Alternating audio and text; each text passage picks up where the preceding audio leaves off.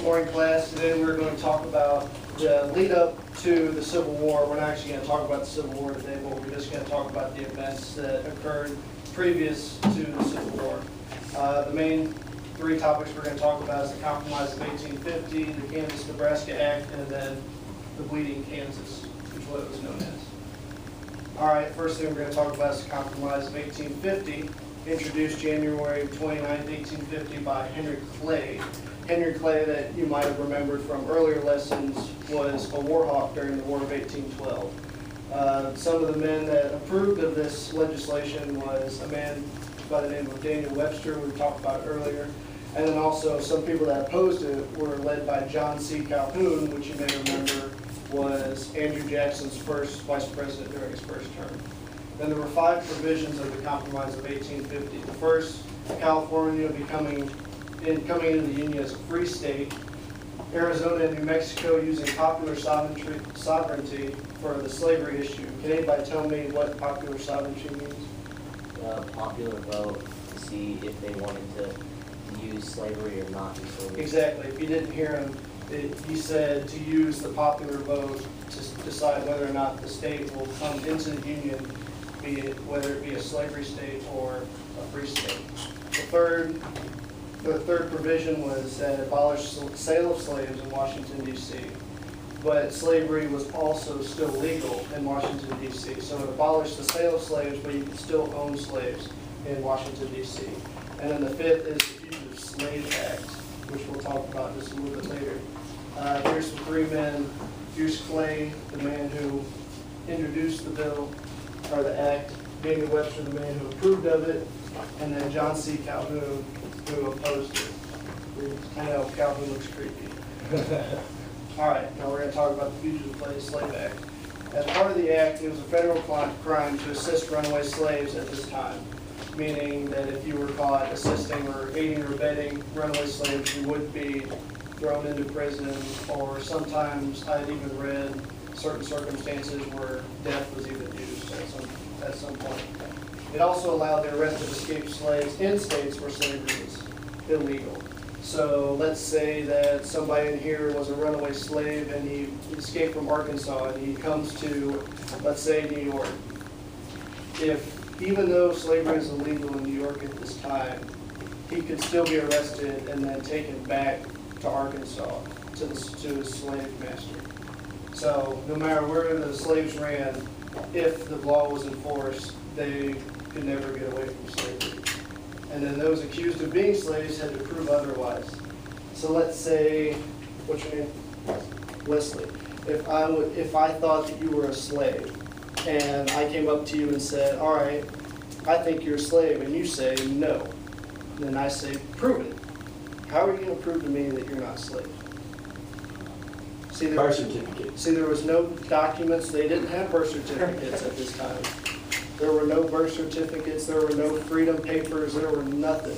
There was nothing that could be used to prove that somebody was not a slave. So it was your word against another person's word. So, but usually the people that accused them were known, maybe politicians or known law enforcement.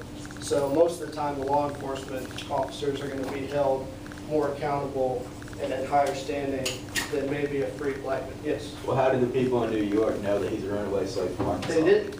I mean, he might come into town and go to somebody's house and say, hey, can you please help me out? I just ran away from slavery. And if they were good people, a lot of times they would maybe point them in the right direction to somebody who could help them, or they themselves would help them.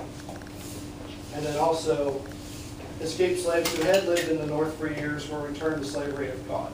So let's say Wesley was an escaped slave. He makes it to New York, and he lives there for about 10 or 15 years. If at some point somebody finds out that he was a runaway slave, it doesn't matter how long he's been living there. They'll take him right back to where he came from. And if the person that owned him is dead, they'll give him to another person that used him as a slave. So no matter how far you ran, it didn't seem like you were ever going to get anywhere, at least not be free. So here we're going to talk about the Northerners' reactions to this act. First off, Northerners opposed this act. The fact that people were telling them that they had to send slaves back to slavery. If they didn't have to be abolitionists. If they just believed that slavery in itself was wrong, they were going to do the noble, what they thought to be noble thing, and not tell anybody, or hide, or aid, or abet runaway slaves. And then at some points there were even mobs that rescued slaves from northern police stations. Whenever you think of mobs, you think of more lynch mobs. You think of people going into police stations and taking out the blacks so they can hang them, not to actually free them. But in some cases up in the north, there was actually mobs that helped free slaves.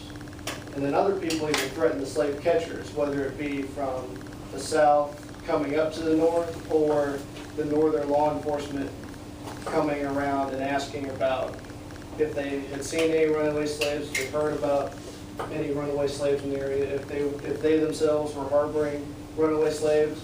Sometimes they would even threaten the slave catchers. One of the biggest opponents of this was Harriet Beecher Stowe, who, that's her right down there. I don't know if you've ever heard of Uncle Tom's Cabin. It was a famous book about the life of a slave. Originally it was wrote in a series of short stories. It was about slave life, and it was given to many anti-slavery newspapers. And then later on, their stories were all put together and then made the book, Uncle Tom's Cabin. Was she a slave? No, she was white. She was white. All right. Now this is a political cartoon at the time. I don't know if you can read that. It says, "Murder, help, neighbors help, only, oh, my poor wife and children." It's forcing slavery down the throat of a free soiler, which we'll talk about what free soiler is later. But what's the kind of things that you see from looking at this political cartoon? Political people holding open the guy's mouth and shutting a slave down. Okay. So these people, I wasn't able to identify who these people were, but you can guess that they were Southern supporters of the There's Fugitive somebody Slave coming in the Act. background. That's what I'm looking at. Yeah, That's that's Somebody freaking running me in the out. background. Yep, and that looks like a white person. I don't know if you can tell, but it looks like a white person. So it might have been a white person that helped a runaway slave. Anybody notice all the people running away, the fire, the pandemonium? Seeing? Are they standing by what states they're on? Oh, the platform, this is the Democrat platform.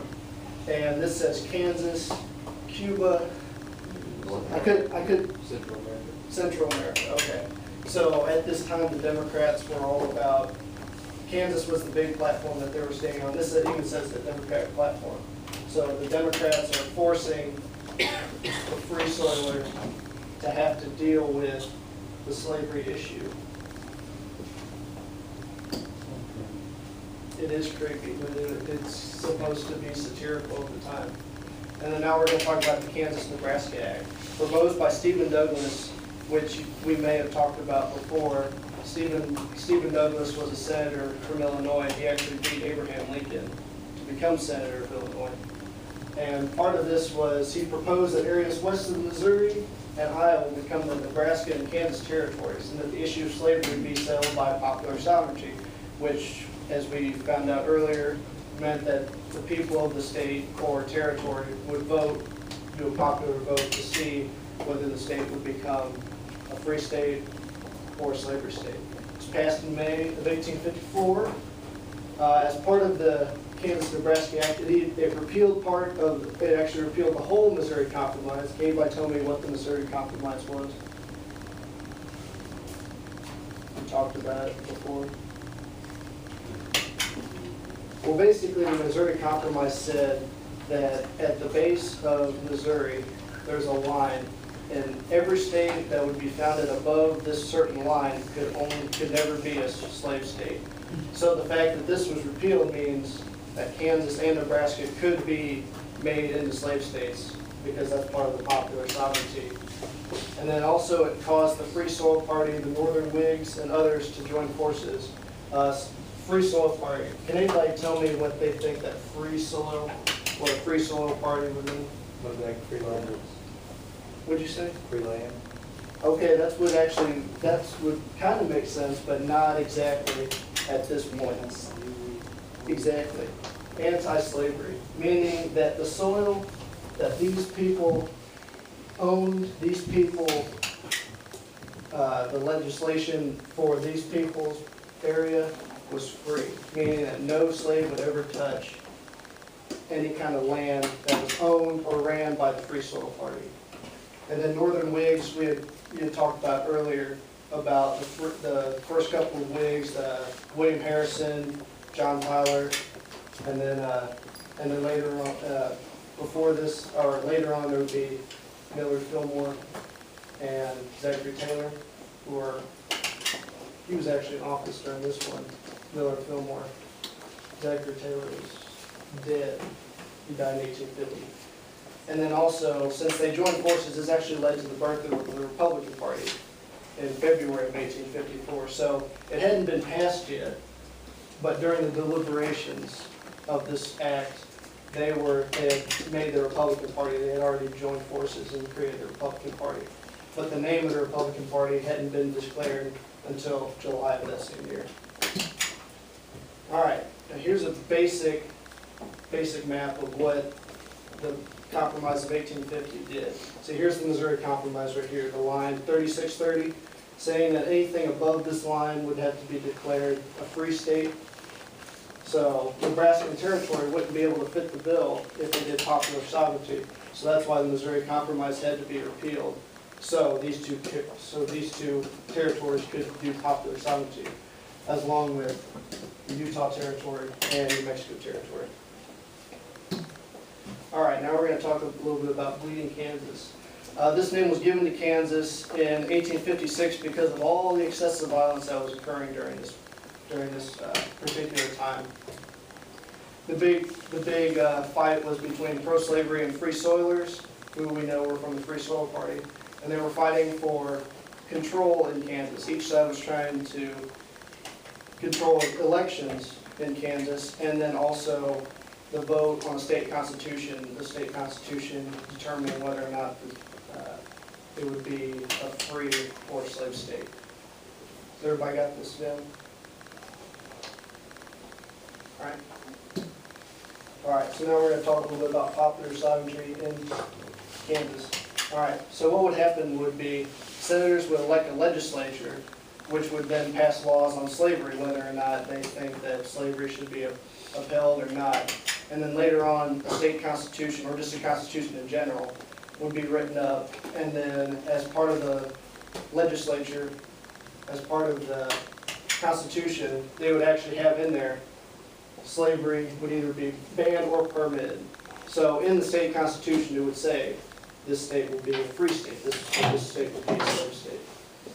All right, so the first election that was held in Kansas was in November of 1854, and this was to elect a delegate to Congress, meaning that this would be the delegate that they would send to Washington, D.C., and to argue on their behalf of whether or not they'll become a state. Because right now they're just a territory, so they don't really have any states' rights yet. They're trying to fight for states' rights and to become a state later on. So for this first election, around 1,700 armed Missourians would come in and threaten violence if they were not able to vote, which you would guess, and we know is what's called voter fraud. Meaning they crossed into Kansas and they said, we're going to vote. And if you try and stop us, or if you don't count the votes, we're going to kill you. Or we'll burn some homes down, loot some stores, et cetera, et cetera. And as a result of this, a pro-slavery delegate was elected. All right, now here's just a basic, you can't see it down there, but it says pro-slavery Missourians vote at Kickapoo, Kansas Territory in 1855 in this image. Okay, so what can you see from this painting or this picture? What do you notice? They vote and go get whiskey. Exactly. So they're not there to just stick around. They're there. They're going to vote, drink, and then leave. They might have a couple people stick around to see if they actually count their votes, but most of them would just leave because all they were there to do was to vote and then get drunk and maybe even start some riots here and there. All right, keep going. Also, there was actually more voter fraud that took place later on in March of 1855, and this was during the elections for the legislature. As a result, the legislature had 36 pro-slavery and then only 3 free soilers. And then, as you can guess, again, there were Missourians that came in, and again, they threatened to cause riots or have some kind of violence if they weren't allowed to vote. And then, so as a result, the legislature passed a strict code of slave laws. Yeah, because with 36 pro-slavery and only 3 free soil, of course it's going to be all slave laws. And as a result of these laws, the free soilers actually got out of the government. They did nothing to do, they wanted to have nothing to do with this. So they split off from this kind of government and actually formed their own government, creating their own government at this time, which also had a governor and a legislature. So by 1856, there were actually 2 governments in Kansas, and they both enforced, enacted, passed laws, and each of them claimed to be the legal government of Kansas. Everybody got that? All right, so now we're going to talk a little bit about the sack of Lawrence, Kansas. So at this point, Lawrence was considered the center of the anti-slavery movement, mostly. I don't know if it was considered the capital at the time, but it was considered to be the main area from which the anti-slavery movement was in Kansas. And so in 1855, there were reported multiple shootings of pro-slavery settlers, and this brought 1,500 Missourians back over. So if the 1,700 or so that had come over for the elections had gone back, about 1,500 came back over because of this. And then, so there were multiple reports of violence after this.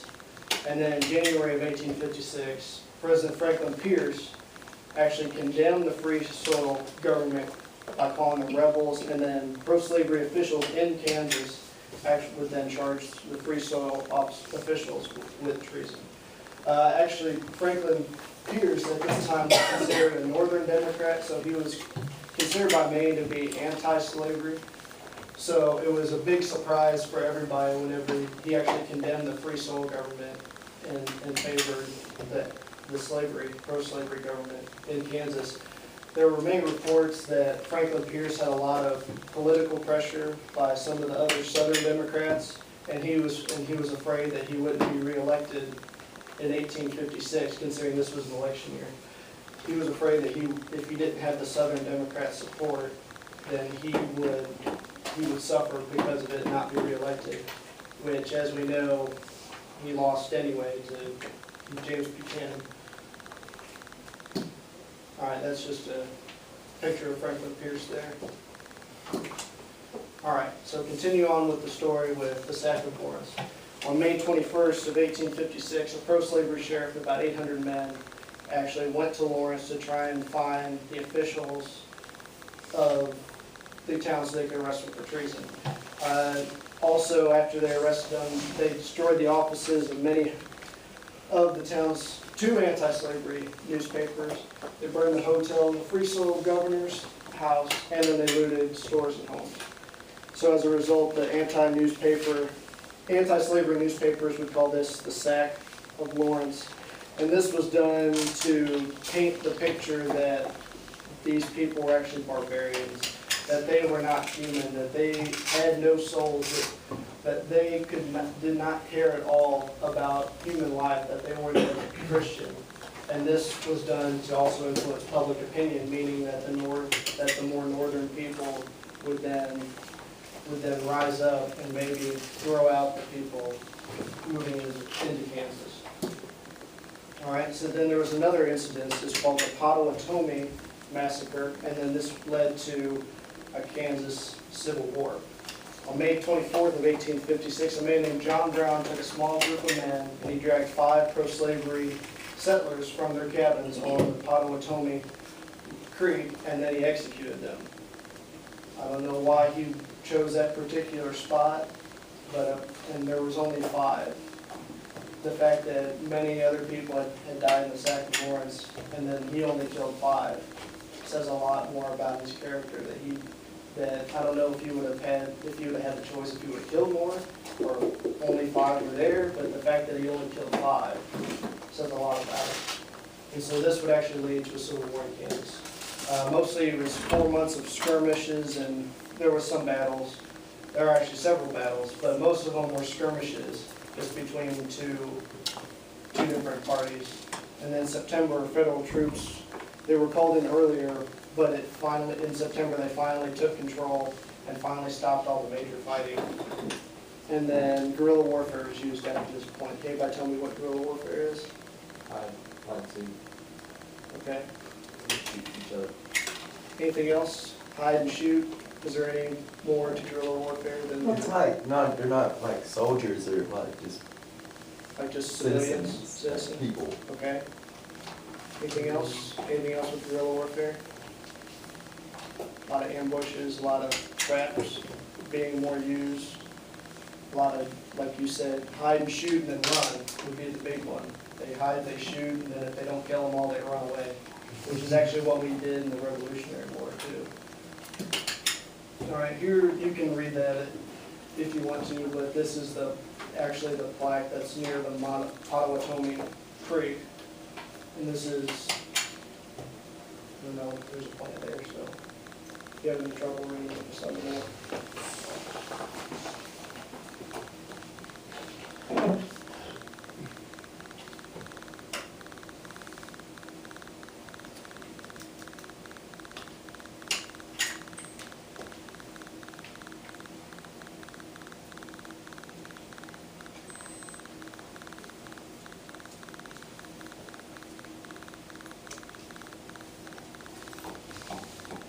Everybody read it? Everybody not read it? All right, everybody completed it? All right, now we're going to talk about the rebellion against Kansas.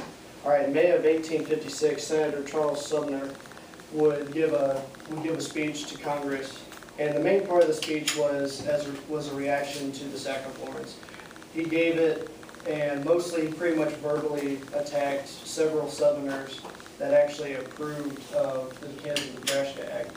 And the big one was Andrew Butler from South Carolina. And then he obviously angered a lot of people. So 2 days later, Senator Preston Brooks, who was a nephew of Butler, actually came in to find Sumner alone at his desk.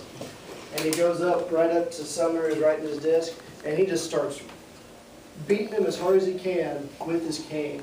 He hits Sumner about 30 times in the head before his cane breaks. So he's down, there's blood all over, and he's considered to be a hero for this. He was actually sent hundreds of canes from supporters for that broken cane that he had broken over Sumner's head. That's awesome. Did something die? No, he didn't, because he returned 3 years later to the Senate, and I thought it could not be. he could not return for 3 years because of his injuries. And there was a big story with this because the senators actually kept his vacant seat, and they actually put it on display for all the other senators to see, so they could remember the attack. He was injured for 3 years. How did he not get like brain damage or something? That, I'm not sure. All I know is that it took him 3 years to fully recover. Golly. Okay, yeah, here's Sumner, there's Butler, the man that he was throwing all those remarks at, and this is Preston Brooks, the man who almost killed him. All right, so this is another political cartoon, and what's one of the first things you notice? The guy smiling in the background right over the camera. That guy. So this was considered by, you can guess that these are Southerners, because they were happy that this happened. Can you see? Let's That see. one guy looks That guy's frowning. Like, these people don't look very happy. This guy's actually being held off by this man with another cane. In fact, the Senate House was mostly empty by this point, but the illustrator of this actually added observers, I guess, to give the effect that certain people thought it was great and then other people feared for their lives or hated it. One guy's standing off in the What's something else that you see? Looks like he was writing something. Okay. He was writing, it says Kansas right there. He was actually writing letters at the time, which, they don't know who he was writing to. It could have been family, it could have been friends, it could have been people in Kansas. But they have Kansas there because they want you to know that he was the man that was talking about Kansas at this time. Anybody read this? Southern Chivalry, Argument versus Clubs. So this almost says that Southern, it's almost like Southern hospitality. Southern hospitality, we're not gonna have a kind word for you, we might hit you over the club, over the head with the club. Shouldn't have stabbed him in the I say he's probably, the way that his face looks, he's probably almost knocked out by this Well, point. he still holds himself up. There, No, it I looks think like he's got about an collapsed. arm holding him up. Look at his other one. And you notice that the ink will, or the ink's pouring out, so this is supposed to be like as he's attacking him, so he's falling to the ground while Brooks is pummeling him with the He looks stick. so much bigger than the guy speaking to that lady. Yeah, I think that's just more for emphasis, saying that he's supposed to look bigger and that the South is almost rising up against him. Okay, and the cane is like super short. Has it already broke or? See, I don't know, does that look like it's broken right there? Usually just chew. Looks like the end of it. Yeah, that's what I was It's a thinking. short cane. I think there's some kind of wording right here, but I can never read It's a it. cartoon, Stephen. So, Oh, it's supposed to be realistic. all right. No. And then later on, in 1859, there would be something that's known as John Brown's raid. He raided an arsenal of weapons at Harper's Ferry. It's actually West Virginia, but at this time it was still Virginia. So during the summer of 1859, he actually rented a farmhouse right across the Potomac River from Harper's Ferry, him and a bunch of his followers. And then on October 16th, Brown and his followers would capture the arsenal. Brown would actually send men out to the local areas, local farms, trying to find slaves to actually come to the arsenal so he could arm them so they could start a revolt. And no slaves were actually willing to revolt. A lot of the men came back and all they had were hostages, so maybe they were found out and they just took hostages, but they couldn't actually find any slaves that were actually willing to revolt. I guess because they didn't think that the revolt would have worked. So in the morning, they're still in the arsenal, waiting for more people to show up. And then the townspeople would come and they would trap Brown's group in the arsenal. That's John Brown, if you wanted to know what he looked like. And then this is actually a scene, the townspeople are armed, so they're shooting in this arsenal, trying to kill as many people as they can. Here's the hostages right here. Anybody not read these words at the bottom? I can't. Okay. It says Harper's Ferry, insurrection, interior of the engine house just before the gate is broken down by the storming party.